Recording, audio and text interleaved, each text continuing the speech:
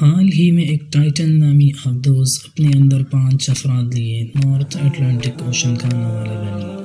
اس آبدوز کے ساتھ ایسا کیا ہوا جس نے اسے تباہ ہونے پر مجبور کر دیا؟ اس سے متعلق حقائق کو اسلامی اور سائنسی روح سے جاننے کے لیے ANT گروپ کے ساتھ رہیے۔ دوستو، اس آبدوز کے ڈوبنے کی کیا وجہ بنی یہ تو ہم آپ کو بتائیں گے ہی، لیکن اس سے پہلے آپ کو بتاتے چلیں کہ اس میں 2 پاکستانی بھی شامل تھے جو کہ اینگرو کارپوریشن کے وائس چیئرمین 48 سالہ شہزادہ داؤد اور ان کے 19 سالہ بیٹے سلیمان داؤد ہیں۔ شہزادہ داؤد پاکستان کے امیر ترین بزنس مینوں میں شمار ہوتے ہیں۔ وہ کراچی پاکستان میں ایک سرمایہ کاری اور ہولڈنگ کمپنی کے چیئرمین ہیں۔ اور یہ بات بھی آپ کو بتاتے چلے کہ ٹائٹینک جہاز تک سفر کرنے کے لیے آبدوز کی قیمت $2,50,000 ہے، یعنی کہ تقریباً 7 کروڑ پاکستانی روپے، اور ان دونوں افراد نے تقریباً 15 کروڑ روپے خرچ کر کے اپنی موت کے لیے سفر کیا۔ اور جس آبدوز میں اس سفر کے لیے روانہ ہونا تھا وہ 22 فٹ لمبی اور ٹائٹینیم اور کاربن فائبر سے تیار کردہ آبدوز تھی جو کہ سطح سمندر سے 13,000 فٹ کی گہرائی تک جانے کے لیے بنائی گئی تھی۔ اب اسلامی روح سے کچھ علماء کرام نے اس سب میرین کے ڈوبنے کی یہ وجہ بتائی کہ اگر ٹائٹن کے معنی اور مفہوم پر غور کیا جائے تو اس کے معنی ہے an extremely large and powerful caste، یعنی سب سے بڑی اور طاقتور ذات، جو کہ ہم جانتے ہیں کہ خدائے رب کریم کے علاوہ کوئی بھی نہیں ہے۔ لیکن غور کیا جائے تو ٹائٹینک میں بھی لفظ ٹائٹن موجود ہے اور اس آبدوز کا نام ہی ٹائٹن تھا۔ ان دونوں کا یہ نام اللہ جل شانہ کو کھلم کھلا چیلنج تھا۔ پھر انجام کیا ہوا؟ انجام آپ کے سامنے ہے۔ ٹائٹینک میں 1500 لوگ ڈوب کر مر گئے تھے اور ٹائٹن میں 5 لوگ، سب کے سب ٹائٹن کے تکبر کا انجام بنے۔ اس کے ساتھ ساتھ اگر اسلامی روح سے مزید جواب تلاش کرنے کی کوشش کی جائے تو آپ علیہ السلام کی حدیث مبارکہ سامنے آتی ہے کہ رسول اللہ صلی اللہ علیہ وسلم نے اصحاب حجر یعنی معذب قوم کے متعلق فرمایا تھا کہ اس قوم کی بستی سے جب گزرنا پڑ ہی گیا ہے تو روتے روتے ہوئے گزرو، یعنی عام حالات میں عذاب زدہ علاقے میں جانا ہی نہیں چاہیے اور مجبوری میں روتے ہوئے، اور پھر فرمایا کہ اگر روتے ہوئے نہیں گزر سکتے تو پھر اس میں نہ جاؤ، کہیں تم پر بھی وہی عذاب نہ آئے جو ان پر آیا تھا۔ ویسے تو اسلام ایکسپلوریشن کے حق میں ہے اور کئی مقامات سے معلوم ہوتا ہے کہ یہ ایک اعلیٰ عمل ہے، لیکن جب عذاب زدہ قوموں کی بات کی جائے تو قرآن و حدیث کا یہ موقف ہے کہ ان قوموں کی جائے عذاب سے بچا جائے اور اس بات پر غور کیا جائے کہ ان پر آخر عذاب کن برے اعمالوں کی وجہ سے آیا۔ اور بات کی جائے اس آبدوز کی تو یہ ایک جائے عذاب کو ایکسپلور اور وزٹ کرنے کے ارادے سے جا رہی تھی اور اس کا نام بھی ٹائٹن ہی تھا، یعنی اس بد عمل سے بھی نہ بچے جس کی وجہ سے ٹائٹینک پر عذاب آیا تھا۔ اور یہ کیسے ممکن ہے کہ ایک بات آپ علیہ السلام کے فم اقدس سے نکلے اور وہ پوری نہ ہو؟ چنانچہ اللہ رب العزت نے اس ٹائٹن نامی آبدوز کو اپنے پیارے حبیب کے اس قول کہیں ایسا نہ ہو کہ تم بھی اس عذاب میں مبتلا ہو جاؤ کا مصداق بنایا۔ اب دنیا والے اس کو آپ علیہ السلام کا ایک معجزہ سمجھے یا کہ پیشن گوئی، اور عقل والوں کو چاہیے کہ اس کو خوب سمجھ لیں۔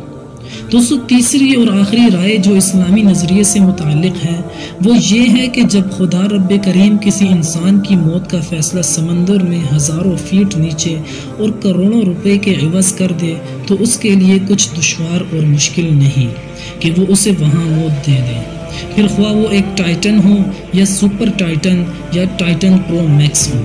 پھر میرا رب کریم فرماتا ہے فَبِأَيِّ آلَاءِ رَبِّكُمَا تُكَذِّبَانِ، اور تم میرے رب کی کون کون سی نشانی کو جھٹلاؤ گے؟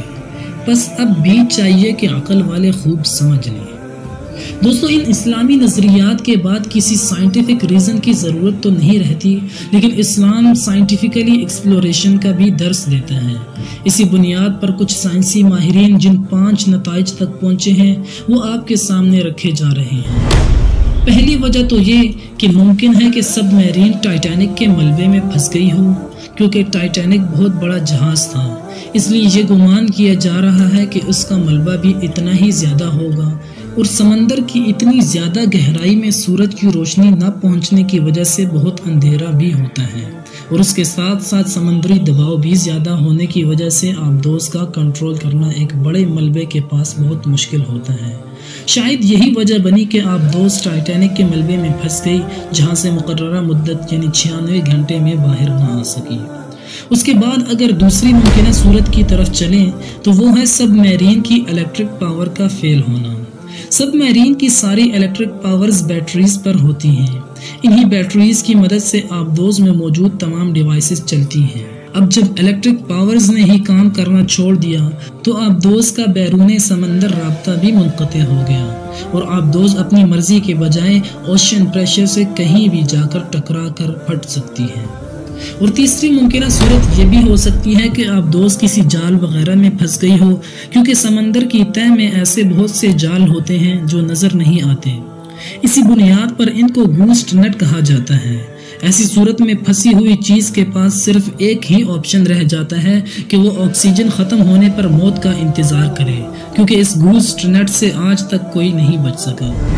دوستو، چوتھی اور سب سے ریزنیبل صورت یہ ہو سکتی ہے کہ آبدوز پھٹنے کا شکار ہوئی، کیونکہ ایک تو آبدوز 1250 فیٹ لگ بھگ 3800 میٹر نیچے ہے، جہاں اوشن پریشر لگ بھگ سطح سے 378 گنا زیادہ ہے۔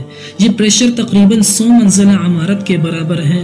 اب آپ خود ہی بتائیں کہ اگر آپ کے اوپر 100 منزلہ عمارت رکھ دی جائے تو اس حالت میں آپ کا کیا حال ہوگا؟ تو اب آپ خود ہی فیصلہ کریں کہ جب ایک آبدوز کے اوپر 100 منزلہ عمارت کے وزن کے برابر پریشر لگ رہا ہو تو اس آبدوز کا کیا حال ہوگا۔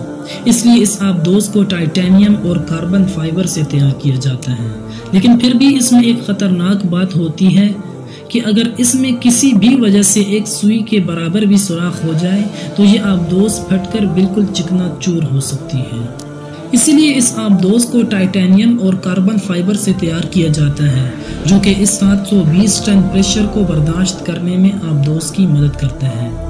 لیکن پھر بھی اس میں ایک خطرناک بات ہوتی ہے کہ اگر اس میں کسی بھی وجہ سے ایک سوئی کے برابر بھی سوراخ ہو جائے تو یہ آبدوز پھٹ کر بالکل چکنا چور ہو سکتی ہے، کیونکہ اس وقت ان آبدوز کے مٹیریل میں بھربھرا پن کی خصوصیت پیدا ہو جاتی ہے، اور یہ قانون تو سب کے علم میں ہی ہوگا کہ جتنا کسی مٹیریل میں ہارڈنس کو زیادہ کیا جائے اتنا ہی اس میں برٹلنس یعنی بھربھرا پن بڑھ جاتا ہے۔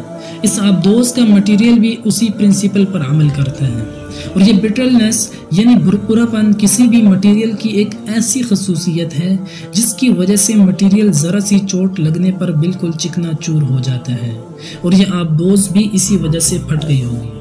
اس کے بعد پانچویں اور آخری صورت یہ بتائی جا رہی ہے کہ ہو سکتا ہے آبدوز میں آگ لگ گئی ہو۔ یہ آگ اس آبدوز کی تباہی کی وجہ بنی، کیونکہ آگ ایک تو آبدوز اور اس میں موجود افراد کو جلا سکتی ہے، اگر اس آگ کو بجھا بھی دیا گیا ہو تو بھی یہ نقصان دہ ثابت ہو سکتی ہے، کیونکہ یہاں پہلے سے ہی بہت کم آکسیجن موجود تھی، اور آگ تو 2 منٹ میں آکسیجن کو ختم کرنے کی طاقت رکھتی ہے۔ دوستو، یہ تمام صورتیں جن کو آپ نے دیکھا حتمی نہیں ہیں، کیونکہ سچ کیا ہے یہ تو اللہ ہی خوب جاننے والا ہے۔ یہاں تک تو صرف انسانی دماغ کی رسائی ممکن ہوئی۔ مزید یہ کہ اب آپ نے کامنٹ میں یہ بتانا ہے کہ آپ کو اسلامک نظریہ پسند آیا یا سائنٹیفک ایکسپلینیشن، اور ساتھ میں ویڈیو کو لائک اور شیئر کرنا مت بھولیے۔